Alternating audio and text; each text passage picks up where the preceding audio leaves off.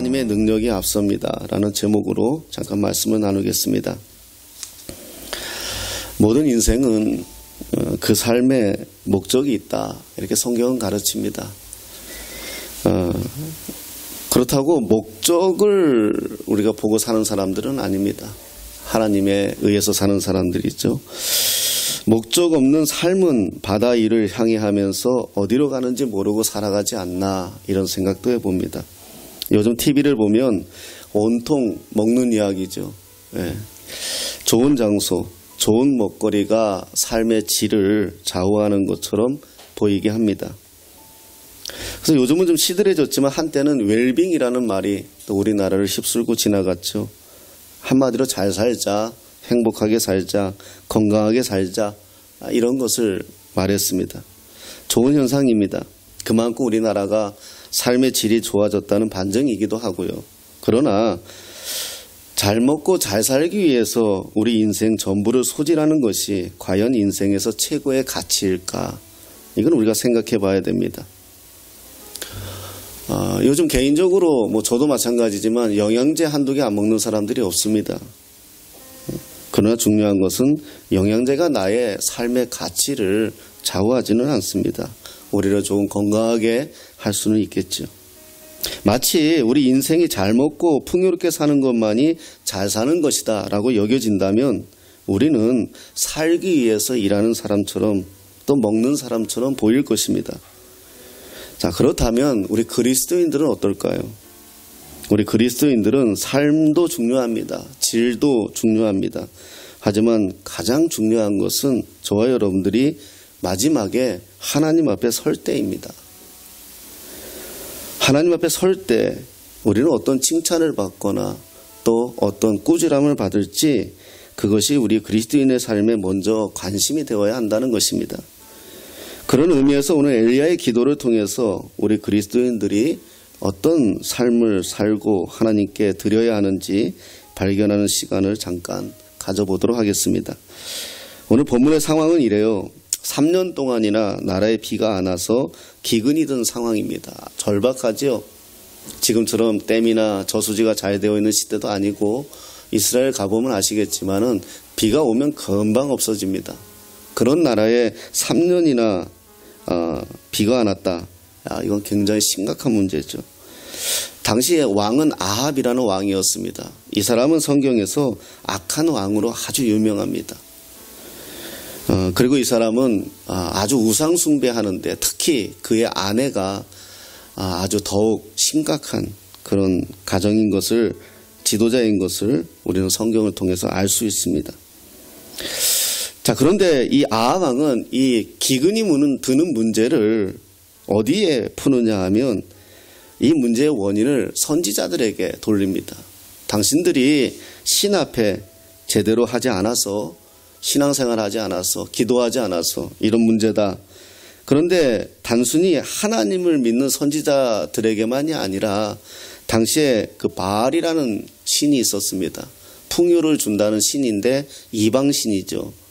이것이 그 당시에 이스라엘에 깊이 들어와 버렸습니다. 그러니까 이들의 선지자들까지 다 전가하는 겁니다. 자, 그런데 오늘 등장하는 엘리야 선지자, 하나님의 선지자는 이 문제의 원인, 나라의 기근의 원인을 어디에서 찾습니까? 그것은 이스라엘의 우상들에게 찾습니다. 관점의 차이죠. 세상에 무슨 문제가 있으면 많은 사람들은 그 원인을 다른 사람에게 찾습니다. 하지만 하나님의 사람은 하나님이 지금 무엇을 원하시는가 볼 수 있어야 하고, 접근할 때에 우리는 그 답을 얻을 수 있지 않을까 생각합니다. 18장 1절에 이런 말씀이 있습니다. 많은 날이 지나고 제3년에 여호와의 말씀이 엘리야에게 임하여 이르시되 너는 가서 아합에게 보이라. 내가 비를 지면에 내리리라. 아멘. 하나님께서 엘리야 선지자에게 미션을 주죠. 아합에게 가서 보이라, 이렇게 말합니다. 무엇을 보이라 하십니까? 내가 비를 지면에 내리게 하시겠다. 근데 여기서 우리 잘 생각해 보십시오. 엘리야는 선지자입니다. 당시의 선지자는 하나님의 말씀을 백성들에게 전달해 주는 역할을 하는 사람이었어요. 하나님의 말씀을 대언하는 사람이란 말입니다. 그런데 하나님은 엘리야에게 보이라라고 표현합니다. 보이라. 아합에게 가서 보이라. 요한복음 1장 39절에서도 예수님께서 뭐라고 말씀하십니까? 와 보라 이렇게 말씀하십니다. 와서 보라는 겁니다. 여러분, 우리는 하나님의 말씀은 듣는 것만이 아니라 볼 수 있어야 합니다. 하나님의 비전은 마음에 품는 정도가 아니라 볼 수 있어야 된다는 겁니다. 하나님의 꿈은 생각하는 것이 아니라 보는 것입니다. 하나님의 비전을 가진 사람들은 하나님의 비전을 같이 볼 수 있는 사람들이에요.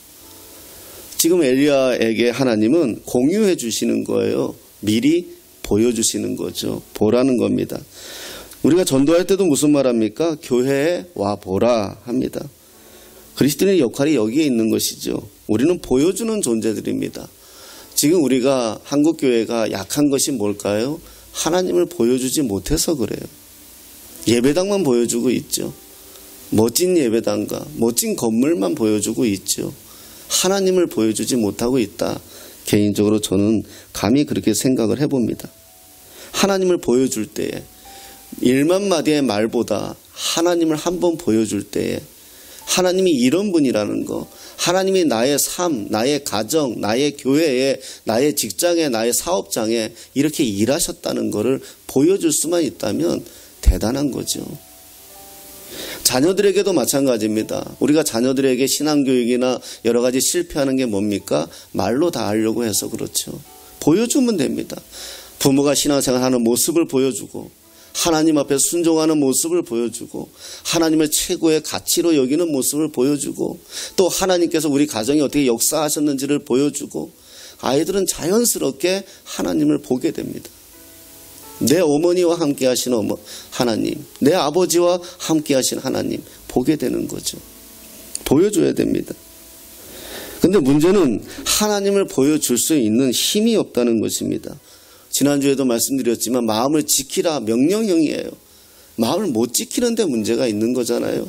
지킬 만한 능력이 없어요. 지킬 만한 근원이, 생명의 근원이 마음을 지키라는 건데 우린 지키지를 못해요. 우리 마음이 늘 붕 떠 있고 왔다 갔다 하고 바람에 나는 겨와 같고 왜 그럴까요? 지키는 능력이 없어져 버렸어요. 왜? 하나님을 보지 못했거든요. 하나님을 보여주지 못했다는 것입니다. 그렇게 우리는 하나님이 우리에게 주신 하나님을 보여줄 수 있는 힘, 능력, 이게 우리가 회복돼야 되는 이 시기가 아닐까.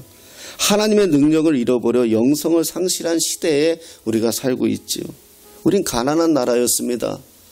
그렇지만 그 시절에는 하나님을 보여주는 사람들이 있었어요. 한 끼의 밥도 없을 때에도 그들은 굴하지 않고 하나님 앞에 자신을 드리면서 살아내는 사람들이 있었어요. 그걸 보고 많은 사람들은 교회로 왔어요. 그런데 우리가 지금 그걸 다 잃어버린 시대에 살고 있다는 것입니다. 그런 의미에서 오늘 본문을 보면서 그럼 우리가 지금 뭘 회복돼야 될까? 이것을 한번 살펴보고 싶은 겁니다. 첫째는 기도였어요. 기도하는 사람이 이 시대를 읽을 수 있고 기도하는 사람이 세상보다 앞서갈 수 있다는 것을 오늘 본문에서 보여주고 있습니다. 엘리야의 당시 상황에 대한 진단이 뭡니까? 이스라엘의 우상숭배라고 했죠. 당시 이스라엘은 가나안에 들어와서 가나안 원주민들과 함께 살았습니다. 그런데 이들에게는 바알이라는 신이 있었어요. 풍요의 신이라고 하죠. 그 바알 신과 하나님 사이에서 이스라엘 백성들이 갈팡질팡했어요. 어떻게 보면 그들이 믿는 하나님과 바알을 혼동했는지 몰라요. 18장 39절에 이렇게 말씀하십니다. 어떻게 진단하고 있냐 하면 모든 백성이 보고 엎드려 말하되 여호와 그는 하나님이시로다. 여호와 그는 하나님이시로다. 아멘. 이 말씀을 가만히 들여다보면 이 사람들은 하나님을 몰랐다는 거예요. 이제 진짜 하나님을 내가 만났습니다. 이렇게 고백하는 거거든요. 그럼 어떤 사건이 있었을까요? 18장에 이 시간에 다 읽어볼 수는 없지만은 나중에 한번 읽어보십시오. 읽어보시면은 당시에 바알 선지자를 따르는 450명의 선지자와 하나님의 선지자 엘리야와 1대 450의 전쟁을 치릅니다. 이건 게임이 안 되죠. 그리고 그 당시에 주력 종교가 이미 하나님을 믿는 사람들이 아니라 바알신을 믿는 사람들이 더 우세했습니다. 그러니 이건 게임이 안 됩니다. 그런데 이 시간에 한바탕 게임에 하나님 앞에 기도하는 엘리야의 손을 하나님이 들어주시면서 하늘에서 불이 내리게 하시면서 하나님이 승리하는, 아니 엘리야가 승리하게 하는 능력을 한 번에 보여줘 버렸죠. 갈멜산에 한번 올라가 봤는데 거기에 동상이 하나 있는데 거기에 엘리야 선지자가 이렇게 동상이 있어요. 근데 그의 칼을 보면은 이렇게 칼이 휘어져 있어요. 왜 그런가 그랬더니 가이드가 설명해 주기를 그 바알 선지자를 다 칼로 도륙했잖아요. 엘리야 선지자가. 그래서 칼이 휘었다고 그렇게 동상을 만들어 놨다고 하더라고요. 사람들이 무서워요. 예, 경험했습니다. 그걸 보면서 이스라엘 백성들이 놀란 거죠. 하나님을 보게 된 거예요. 그래서 고백하는 것이 뭡니까? 여호와 그는 하나님이십니다. 여호와 그는 하나님이십니다. 바알신과 동등하게 보았던 그들이 450명의 선지자, 우상 선지자들을 한 번에 멸망시키는 하나님의 능력을 경험하고 나서 하나님이십니다. 고백하게 된 겁니다. 여러분, 이걸 볼 때 우리가 뭘 알 수 있죠? 하나님을 모르면 우상 숭배하게 되는 거예요. 그래서 제가 청년들 지도할 때 늘 했던 말이 뭡니까? 하나님을 믿어도 모르고 믿으면 미신입니다. 무조건 믿으면 맹신입니다. 알아야 됩니다. 하나님을 경험해야 됩니다. 우리 그리스도교는 경험하는 종교입니다. 종교라는 표현이 그렇지만 말입니다.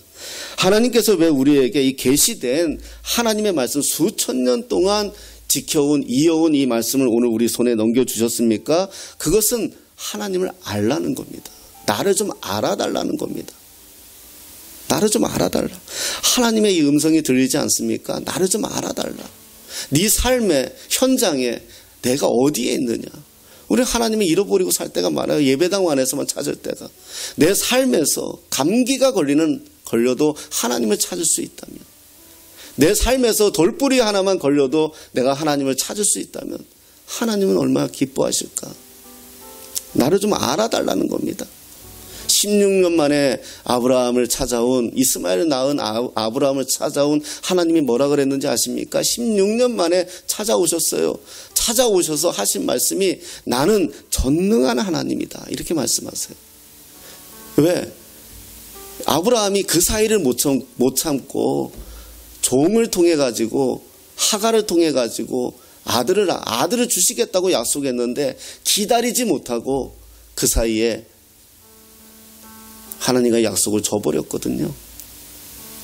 그 하나님 찾아오셔서 16년 만에 찾아오셔서 하신 말씀이 나는 전능한 하나님이야. 우리의 신앙에 하나님이 정말 전능하신가 한번 우리는 생각해 봐야 됩니다. 그분이면 다 하실 수 있어. 이게 우리의 믿음이지 않습니까? 과연 우리가 그렇게 믿고 있나요? 그분이면 나의 문제를 해결할 수 있어. 우리 가정 문제를 해결할 수 있어. 내 자녀의 문제를 해결할 수 있어. 이게 과연 우리의 믿음이 되나요? 나를 알아달라는 겁니다. 제가 늘 얘기하는 게 한국 사람들이 제일 못하는 게 전자제품 사면 매뉴얼을 안 읽어요. 그래서 맨날 AS 센터에 전화해가지고, 그래서 그런지 전 세계에서 우리나라 AS 센터가 제일 잘 되어 있지만 말입니다. 하나님이 계시해 주신 성경 말씀을 통해서 우리는 하나님을 알아야 합니다. 그런데 이스라엘 백성들은 하나님을 잊었습니다. 애굽에서 탈출시킨 하나님, 자신의 조상들이 구원해달라고 430년 동안이나 애타게 찾고 기도하여 하나님의 응답을 받아 모세를 통해서 그들을 애굽에서 구원해냈지만 그들은 그 하나님을 기억하지 못하고 있습니다. 잊어버렸습니다. 그리고 바알이라는 우상과 같은 또 다른 자신들의 충족거리를 찾아 하나님을 대신하고 있었다는 것입니다. 여러분, 우리는 어떻습니까? 처음 주님을 만났을 때 그 모습, 그 감격, 그 하나님의 사랑에 감격했던, 그 충만했던 우리의 모습을 우리 한국교회 또 저와 여러분들이 찾아내야 되지 않을까요? 하나님에 대한 생각보다 우리의 생각은 어디에 더 집착되고 있고 관심을 가지고 있나요? 이 하나님을 잊어버리면 안 됩니다. 백성의 지도자라는 아합 왕은 왜 기근이 드는지 그 원인도 몰라서 선지자들에게 문제를 보았습니다. 저는 뭐 정치를 모르고 정권을 얘기하고 싶진 않아요. 하나는 속상한 것이 뭐냐. 그래도 과거에는 그래도 교회가 소망이 있어서 나라에 어떤 어려움이 있거나 나라에 힘듦이 있으면 종교 지도자들을 청와대로 모시고 함께 기도를 구하고 원인을 구하고 기도해달라는 시대가 있었어요. 지금 우리는 이것을 잃어버렸어요. 그것을 그들에게 탓할 수는 없습니다. 우리가 그들에게 하나님을 보여주지 못했어요. 종교 집단으로 보여줬고 사람들의 모임으로 보여줬고 권력으로 보여줬고 건물의 크기로만 보여줬기에 그들에게 하나님을 보여줄 수 없었어요. 하나님은 그 우상 숭배하는 그들에게 하나님은 어떻게 하셨습니까? 기근을 통해서 그들이 다시 하나님을 찾게 만드셨습니다. 오늘 본문을 통해서 우리는 긴장해야 됩니다. 우리 삶에 어떤 문제가 오면 우리는 먼저 정확하게 그 원인을 찾아야 합니다. 물론 우리 하나님께서는 좋은 것을 주시는 분이십니다. 우리 아버지이십니다. 자식이 배가 고프다는데 뱀과 정갈을 주시는 그런 분이 아니십니다. 두드리면 열어도 주시겠다고 말씀하시는 분이 우리 아버지이십니다. 그러나 우리가 하나님을 떠난 삶을 살면 여지없이 하나님은 징계하십니다. 우리가 하나님을 외면하고 다른 것으로 살려고 하면 하나님은 질투하십니다. 이것이 우리 하나님의 독특한 사랑의 방법입니다. 오늘 본문의 문제를 보면서 우리가 조심해야 할 것이 뭡니까? 과거 애굽에서 탈출한 이스라엘 백성들도 그랬지요. 모세가 오랫동안 시내산에서 내려오지 않자 이들이 어떻게 합니까? 자기들이 스스로 하나님을 만들겠다고 황금으로 송아지를 만들어냅니다. 이들이 하나님을 버리자는 말은 아닙니다. 그러나 눈에 보아야 믿겠다는 거죠. 하나님에 대한 소홀히 하면, 하나님을 알지 못하면 그런 우를 우리가 범합니다. 하나님과의 지속적인 관계를 소홀히 하면 엉뚱한 데서 하나님을 찾을 수가 있어요. 하나님 은혜로 살면서 그 은혜를 누리면서 우리가 엉뚱한 데서 하나님을 섬기고 찾을 수 있다는 거죠. 결국 자기가 편한 대로 하나님을 믿겠다는 겁니다. 42절에 이렇게 말씀합니다. 아합이 먹고 마시고 올라가니라. 엘리야가 갈멜산 꼭대기로 올라가서 땅에 꿇어 엎드려 그의 얼굴을 무릎 사이에 놓고, 태도를 보여주죠. 엘리야는 다시 갈멜산 꼭대기로 올라갑니다. 그리고 땅에 꿇어 엎드려 자신의 얼굴을 무릎 사이에 놓고 기도합니다. 제가 신학교 다닐 때 원우회장을 했는데 우리 교수님이 갑자기 나한테 이걸 시켜가지고, 저는 그때나 지금이나 똑같이 배 나왔거든요. 아무리 해도 무릎 사이로 머리가 안 들어가는 겁니다. 얼마나 혼났는지 몰라요. 그래도 지금까지도 그 배는 여전합니다. 그리고 41절에 뭐라고 얘기합니까? 엘리야가 아합에게 이르되 올라가서 먹고 마시소서, 큰 빗소리가 있나이다. 이게 중요하잖아요. 41절에 아합에게 먼저 선포해요. 올라가서 먹고 마시소서, 큰 빗소리가 있나이다 해놓고 당신은 따로 갈멜산 꼭대기로 올라가서 기도하잖아요. 여러분, 많이 우리가 그런 경우도 있어요. 다 케이스 바이 케이스예요. 어떤 때는 기도하면서 응답을 받고 선포할 때도 있어요. 근데 오늘 엘리야는 먼저 선포해버리고 그리고 올라가서 기도하죠. 왜 그랬을까요? 어떻게 그렇게 할 수 있을까요? 내가 기도해 보니 당신 병이 나아요. 뭐 이런 말은 많이 하잖아요. 내가 기도해 보니 당신에게 이런 일이 있을 거예요. 이런 말은 많이 하잖아요, 사람들이. 그런데 먼저 좋아진다고 선포하고 기도한단 말이다. 왜 그럴 수 있을까요? 이게 18장 1절이에요. 많은 날이 지나고 제3년에 여호와의 말씀이 엘리야에게 이르시되 너는 가서 아합에게 보이라. 내가 비를 지면에 내리리라. 먼저 하나님의 음성을 들었거든요. 그래서 우리가 기도할 때 막연하게 기도하는 거는 그걸 뭐라 그래요? 중음한다고 그러잖아요. 하나님의 말씀을 확실하게 붙잡고 기도하는 거예요. 하나님 이렇게 말씀하셨잖아요. 하나님 모세에게 이렇게 말씀했잖아요. 엘리야에게 이렇게 말씀했잖아요. 오늘 나에게도 말씀하셨잖아요. 그게 하나님. 우리가 그러잖아요. 어렸을 때. 야, 너 1등하면 내가 휴대폰 사줄게. 우리가 자녀들한테 이렇게 또 체근하잖아요. 이거 안 했으면 좋겠지만. 그 아이가 열심히 해서 1등 했다 쳐요. 그 엄마한테 와서 뭐라 하겠어요? 엄마, 나 1등 했어. 휴대폰 사줘. 그럼 꼼짝없잖아요. 내가 약속했기 때문에. 그게 말씀이에요. 이 약속의 말씀을 믿었기에 엘리야는 선포부터 하는 겁니다. 하나님께 기도하면 하나님이 반드시 들어줄 거란 믿음. 이제 엘리야는요, 기도하는 가운데에서 사안에게 말을 해요. 물어봐요. 올라가서 바다편을 보라는 거죠. 그러나 사안은 뭐라고 대답하죠? 아무것도 보이지 않는다고 대답해요. 그런데 이렇게 하기를 몇 번 했다? 7번. 제가 숫자는 참 중요하다고 했죠. 이스라엘 사람은 숫자가 굉장히 예민해요. 7이라는 숫자는 좀 완전수예요. 그래서 이거 우리 때는 그 호텔 가면은 이렇게 있어요. 머신이. 아는 사람은 알아요. 거기 가서 최고 대박 터지는 게 777이잖아요. 예, 서양 사람들이 7을 제일 좋아해요. 왜 그렇습니까? 완전수라고 생각을 해요. 근데 6을 제일 싫어하잖아요. 왜 6을 싫어하죠? 완전수에서 하나 빠지니까요. 그건 사단의 숫자거든요. 근데 그 수가 신의 수인 세 번인 666 있으니까 정말 싫어하는 거예요. 예. 행운 숫자 777 있으니까 너무너무 좋아하는 거고요. 그래요. 7이라는 숫자는 그런 의미예요. 그러니까 이 말은 7번이라는 의미도 있지만 보일 때까지 계속 물은 거예요. 가서 봐라. 없습니다. 아무 이상 없습니다. 아니다. 또 가서 봐라. 이런 거예요. 기도가 이런 거예요. 여러분, 우리가 인생 살면서 한 번 기도하고 한 번 응답받으면 세상 뭐 이렇게 우리가 하나님의 뜻이 있고 때가 있는 것 같아요. 우리가 기도하면 금세 지쳐요. 아마 올해도 연초에 제가 작년에 기도 제목 써내라고 했는데 써내신 분들이 있는데 제가 붙잡고 기도를 하고 있는데 여러분들은 그 기도 써낸 것도 잊어버린 분이 있을지 몰라요. 바로 응답이 없다고 포기하지 않는 게 기도입니다. 목숨이 붙어 있으면 기도하는 겁니다. 예. 하나님이 포기하지 않는데 왜 내가 포기합니까? 제가 이 말은요, 제가 아주 아픈 말이었어요. 제가 이게 과거에 부교육자 생활할 때 그 교회가 문제가 좀 많아가지고 제가 도저히 버티지 못하고 그 교회를 떠나려고 했는데 한 청년이 저한테 해준 말이에요. 목사님 맞아. 그러시면 어떡하냐고.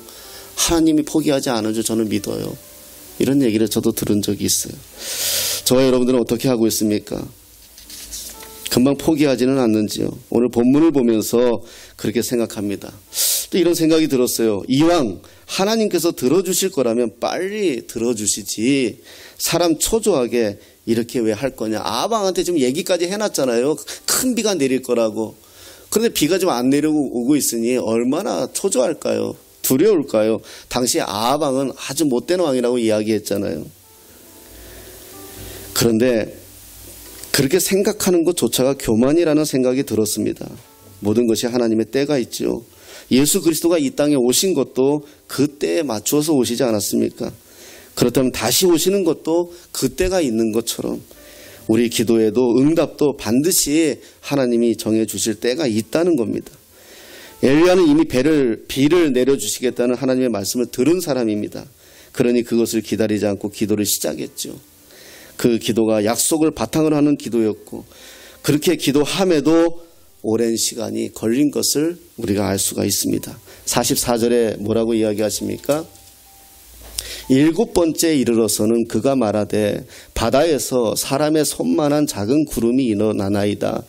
이르되 올라가 아합에게 말하기를 비에 막히지 아니하도록 마차를 갖추고 내려가소서 하라 하니라. 사원이 뭐라고 합니까? 손만한 구름이 일어나나이다. 이것은 저쪽에서 먹구름이 이쪽으로 몰려오는 것이 아니라 바다에서 손만한 구름이 생긴다는 걸 말하는 거 아니겠습니까? 그런데 이때 엘리야가 뭐라고 합니까? 아합 왕에게 산 아래로 내려가. 비가 많이 오니까 위험하니까 빨리 장대비가 오니까 내려가라. 조심해서 내려가라고 말해주는 거 아니겠습니까? 근데 지금 엘리야는 뭘만 봤지요? 손바닥만한 구름이 이렇게 올라오는 걸 그걸 보고 큰 비가 온다고 내려가라고 왕에게 합니다. 하늘은 아직 청청한데요. 이 소리를 듣는 아합 왕은 뭐라고 했겠습니까? 그런데 아합 왕이 순종하고 내려가요. 왜 순종하고 내려가죠? 이미 하늘에서 불을 내리는 걸 봤거든요. 450명을 무찌르는 걸 봤거든요. 여러분, 우리의 말에 왜 신뢰가 떨어지느냐? 믿지 못하니까 그렇잖아요. 손만한 구름을 보면서 장대비를 생각해내는 엘리야의 생각은 하나님에 대한 절대적인 신뢰입니다. 믿음이죠. 사랑하는 여러분, 하나님을 신뢰하시기 바랍니다.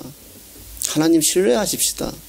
그분이 나를 이렇게 두지 않는다는 거, 그분이 우리를 이렇게 하시지 않는다는 거, 그분이 이렇게 우리를 계속해서 코로나 가운데 두게 하시지 않는다는 거, 여러분 신뢰하십시오. 소망하십시오. 소망이 없는 게 문제지 어려운 게 문제가 아니더라고요. 소망이 있으니까 버텨낼 수 있는 거 아니겠습니까?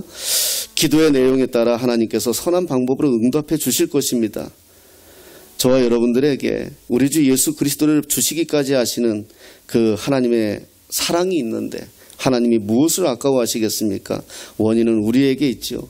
하나님을 절대적으로 신뢰해야 됩니다. 하나님은 전지전능하신 분입니다. 지금 코로나 시대에 우리가 잃어버린 것이 뭐다? 하나님의 전지전능하심. 코로나도 지키지 못하는 그런 하나님처럼 보이게 만드는 그 세상의 괴계에 넘어가지 마십시오. 그것은 우리의 환경의 문제일 뿐이고 우리가 살아가는 삶의 문제일 뿐이지 저와 여러분들의 보이지 않는 목숨까지도 하시는 하나님에게는 그건 중요한 게 아닙니다. 46절에 이렇게 말씀합니다. 조금 후에 구름과 바람이 일어나서 하늘이 캄캄해지며 큰 비가 내리는지라 아합이 마차를 타고 이스라엘로 가니. 본문에서 제일 신나는 장면이죠. 기도로 충만한 엘리야가 지금 어떻게 하고 있습니까? 하나님의 능력을 보여줍니다. 또 아합 왕 앞에서 달려가고 있습니다. 하나님의 능력을 체험한 아합 왕의 절대적인 신뢰를 얻어서 하나님 앞에서 달려가고 있는 모습을 보여주고 있습니다. 하나님은 말씀하십니다. 천지를 운행하고 지배하는 나냐 아니면 너의 마음속에서 장난치는 바알이냐. 선택하라는 겁니다. 오늘 우리는 하나님과 함께하는 사람이 세상을 앞선다는 것을 보여주고 있습니다. 기도하는 사람이 세상을 앞선다는 것을 보여주고 있습니다. 저는 감히 고백합니다. 이 땅의 경제인들을 존중하고 존경합니다. 그러나 그들에 의해서 이 나라가 버티고 있다고 저는 말하고 싶지 않습니다. 지금도 보이지 않는 곳에서 기도하며 나라를 붙들고 기도하는 그 사람들에 의해서 이 나라가 지탱하고 있다고 저는 믿습니다. 저는 개인적으로 영화를 좋아하는데 전쟁 영화를 되게 좋아해요. 아니면 동물의 왕국 이런 거 되게 좋아하고요. 그런데요, 그래서 그런지 몰라도 개인적으로 의문이 생겨가지고 한국 전쟁을 되게 한번 살펴도 봤어요. 그래서 중국 사람이 쓴 것도 보고 미국 사람이 쓴 것도 보고 우리나라 사람이 쓴 것도 봤어요. 한국 전쟁에 대해서. 저는 목사라 그런지 몰라도 그 책들을 보면서 제가 개인적으로 얻은 것은 뭐냐? 대한민국은 하나님이 지키셨다였어요. 순간순간 사건 엄청 많아요. 제가 그거 어디 가서 세미나도 했어요. 그 사건 속에 하나님이 지키신 게 얼마나 많은지 몰라요. 왜 김일성이가 남한에 내려와서 3일이나 서울에 멈춰 있었을까? 그냥 무조건 내려갔으면 우리 정신 못 차렸어요. 그 3일 동안이나 서울에 아무 이유 없이 남진하지 않고 김일성이가 있었어요. 설은 많아요. 남로당이나 빨치산이나 이런 사람들이 화답을 해서 가만히 있어도 서울 수도를 먹었기 때문에 가만히 있어도 대한민국이 괴멸한다고 저들이 생각했는지 몰라요. 그러나 나는 그렇게 하신 분이 하나님이라고 생각해요. 한강다리 무너뜨려서 못 내려간 거 아니에요. 서울로만 내려온 게 아니거든요. 많아요, 그런 사건이. 또 그 사건을 두고 한국에 파병할 거냐 아닐 거냐 유엔에서 회의할 때 상임이사국인 중국이 소련이 거절하면 못 들어와요. 미국이 단독 개입해야 돼요. 그런데 그 회의에 참석하려고 오던 오던 차가 전복해요. 사고 나요. 그래서 그 대표가 그 시간에 참석을 못해요. 저도 그거 그냥 우연일 수 있어요. 그런데 저는 그렇게 못 보지 않아요. 그 시간에 저 부산 땅덩어리 한쪽 끝에서 이 땅을 끌어안고 온몸에 죄를 뒤집어 쓰고 회개하며 기도하던 하나님의 사람들이 있었기 때문에 하나님이 이 땅을 지켜줬다고 믿는 사람이에요. 지금도 마찬가지입니다. 그래요. 의료진 수고해요. 애써요. 누구보다도 그들에게 감사하고 고마워요. 그러나 하나님이 붙들고 있다고 저는 믿어요. 아픔을 주셨으면 이유가 있겠죠. 우리가 자식을 때리면 미워서 때립니까? 이유가 있겠죠. 다시 한번 우리가 잃어버리지 말아야 될 것은 하나님의 전능하심과 하나님의 신뢰입니다. 여러분, 하나님을 더욱 신뢰하시고 더욱 그분을 붙잡고 엘리야가 손만한 구름이 일어서는 걸 보면서 그 장대비를 생각한 것처럼 하나님이 우리에게 주신 그 작은 꿈 하나를 가지고 우리는 물이 바다를 덮음같이 그 하나님의 놀라운 은혜를 가슴에 품고 하나님을 위해 끝까지 감당할 수 있는 하나님을 함께 하나님을 보시는 이 세상을 고쳐가시는 하나님과 함께 동역하며 그분을 바라보며 끝까지 승리하시는 올 한 해 되시기를 예수님의 이름으로 축복합니다.